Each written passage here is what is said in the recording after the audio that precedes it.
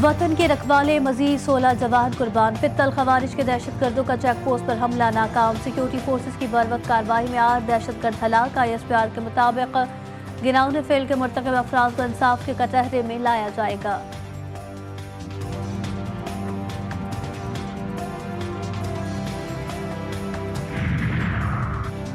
کراچی میں سردی اپنے جوبن پر، شہر میں سرد ہواؤں کے ڈیرے، موجودہ درجہ حرارت 11 ڈگری سینٹی گریڈ ریکارڈ۔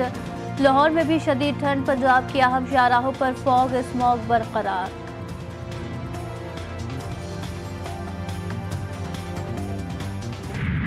ملک سے دشمنی کا انجام، شرپسند عناصر کو کھلا پیغام۔ ثانیہ 9 مئی کے مجرموں کو سزائیں، فوجی عدالتوں نے فیصلہ سنا دیا۔ ثانیہ 9 مئی کے 25 مجرمان کو قید کی سزائیں سنا دی گئی۔ دیگر ملزمان کی سزاؤں کا اعلان بھی قانونی عمل مکمل ہوتے ہی کر دیا جائے گا۔ ISPR کے مطابق ملزمان پر اشتعال انگیز تشدد اور جلاؤ گھراؤ کے مقدمات درج تھے۔ ملوث ملزمان کے خلاف ناقابل تردید شواہد اکٹھے کیے گئے۔ آئین اور قانون کے مطابق تمام سزا یافتہ مجرموں کو اپیل اور دیگر قانونی چارہ جوئی کا حق حاصل ہے۔ کور کمانڈر ہاؤس پہ حملہ کیا، آج 25 جو مجرمان تھے ان کو قید کی سزا سنائی گئی ہے، اور یہ تمام وہ لوگ تھے جنہوں نے دفاعی تنصیبات پہ حملہ کر کے دشمن کے ہاتھ مضبوط کیے۔ 9 مئی کے ماسٹر مائنڈ بانی PTI، انہوں نے ملک میں تشدد اور عدم برداشت کی سیاست کی روایت ڈالی۔ وفاقی وزیر اطلاعات عطا تارڑ پھٹ پڑے، بولے کوئی شخص نہیں بچے گا، تمام کرداروں کو کیفر کردار تک پہنچایا جائے گا۔ وزیر دفاع خواجہ آصف نے سوشل میڈیا پیغام میں لکھا، ہونا تو یہ چاہیے تھا کہ امریکہ اور برطانیہ کی طرح اس پر فوری انصاف ہوتا۔ تاخیر نے ملزموں اور ان کے سہولت کاروں کے حوصلے بڑھائے۔ مدارس رجسٹریشن کا تنازع حل ہونے کا امکان، حکومت اور JUI کے درمیان مدارس رجسٹریشن معاملے پر بریک تھرو۔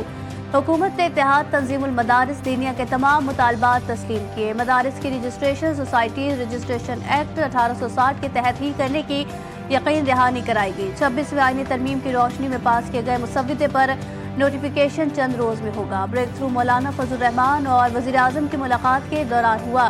دینی مدارس کی رجسٹریشن پر قانون میں ترمیم کرنا ہوئی تو حکومت مولانا کو اعتماد ملے گی۔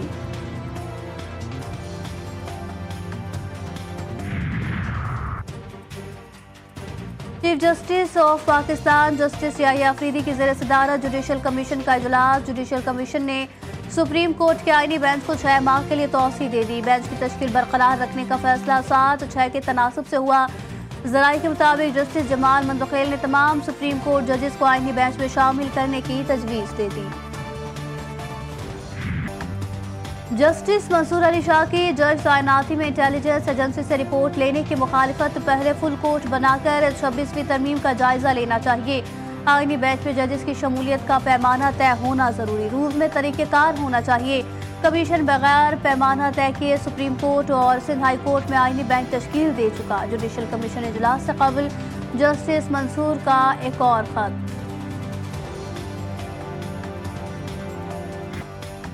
سمندر کنارے پانی کی بوند بوند کو ترستا کراچی، خواتین، بچوں، بزرگوں اور ہر ایک کی بس ایک ہی آواز، پانی پانی پانی۔ ریڈ لائن کی تعمیرات کے دوران متاثر ہونے والی پانی کی لائن شہریوں کے لیے عذاب بن گئی۔ 25 روز سے کراچی کے مختلف علاقوں میں قلت آب، Korangi, Landhi, Shah Faisal colony, Malir, Gulistan Johar, old city area, Tariq road, PIB colony, jail Chowrangi, Guru Mandir, Lyari, لیاقت آباد سمیت کئی علاقے شامل۔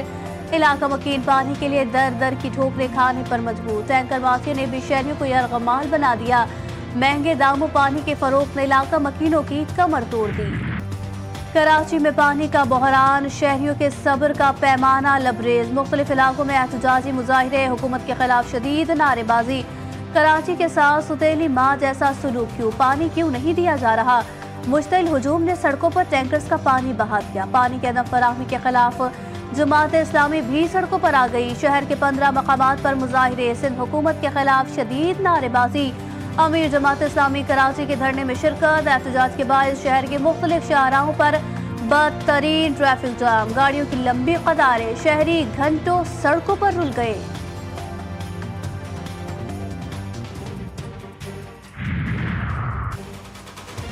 شامی باغی رہنما کی بڑی کامیابی، ماضی کے داغ دھلنے لگے۔ امریکہ نے ابو محمد الجولانی کی گرفتاری پر مقرر $10 ملین کا انعام ختم کرنے کا اعلان کر دیا۔ سینئر امریکی سفارتکار کی دمشق میں الجولانی سے ملاقات۔ امریکی سفارتکار کا کہنا تھا کہ امریکہ الجولانی کے مثبت پیغامات کا خیر مقدم کرتا ہے۔ شام کی صورتحال تاحال انتشار کا شکار۔ امریکی فضائیہ کا شام پر حملہ کر کے داعش کمانڈر کو ہلاک کرنے کا دعویٰ۔ شام میں اسرائیلی حملے بھی جاری۔ امریکی ادارے سینٹ کام کے مطابق امریکی طیاروں نے شام کے مشرقی حصوں میں بمباری کر کے داعش لیڈر ابو یوسف اور ایک کارکن کو ہلاک کر دیا۔ حماس کے مزاحمت کاروں نے خودکش حملے شروع کر دیے۔ شمالی غزہ میں بمبار صہیونی فوجیوں کے درمیان پھٹ گیا۔ 2 فوجی ہلاک۔ صہیونی فوج کے پناہ گزین کیمپوں پر فضائی حملے۔ 35 فلسطینی شہید۔ میزائل سے مکان کو بھی نشانہ بنایا گیا۔ شہداء میں بیشتر بچے شامل۔ 24 گھنٹوں میں 77 شہری جان سے ہاتھ دھو بیٹھے۔ 174 سے زائد زخمی۔ شائقین کرکٹ کے انتظار کی گھڑیاں ختم۔ 23 فروری کو پاک بھارت ٹاکرا۔ ICC چیمپئنز ٹرافی 2025 کا ممکنہ شیڈول سامنے آ گیا۔ ایونٹ کا افتتاحی میچ پاکستان اور نیوزی لینڈ کے درمیان 19 فروری کو کراچی میں کھیلا جائے گا۔ پاک بھارت مقابلہ 23 فروری کو نیوٹرل مقام پر ہوگا۔ ممکنہ شیڈول کے مطابق چیمپئنز ٹرافی کے 3 میچز راولپنڈی اور کراچی میں ہوں گے۔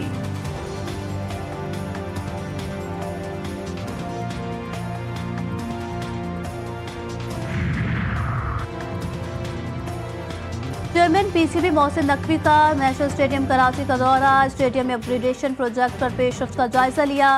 متعلقہ حکام نے جاری کام کے حوالے سے آگاہی دی۔ محسن نقوی کی تعمیراتی کام بر وقت مکمل کرنے کی ہدایت۔ میڈیا سے گفتگو میں کہا، پاکستان کرکٹ کا نقصان نہیں ہونے دیں گے۔ ICC میں جو کچھ ہم نے کہا کلیئر ہو چکا۔ امید ہے جلد نیوٹرل وینیو بھی مکمل کر لیں گے۔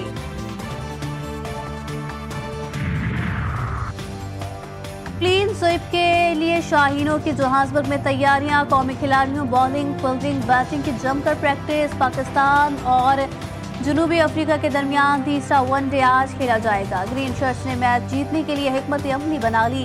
3 میچز کی سیریز پاکستان 2-0 سے اپنے نام کر چکا ہے۔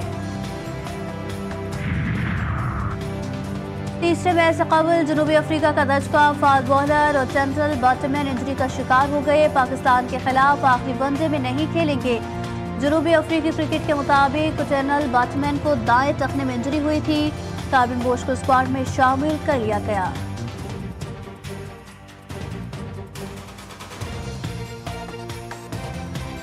بڑوں کی بیٹھک بھی کام نہ آئی۔ پارا چنار کی صورتحال جوں کی توں۔ مین روڈ 73ویں روز بھی بند۔ اشیاء ضروریہ کا مکمل فقدان۔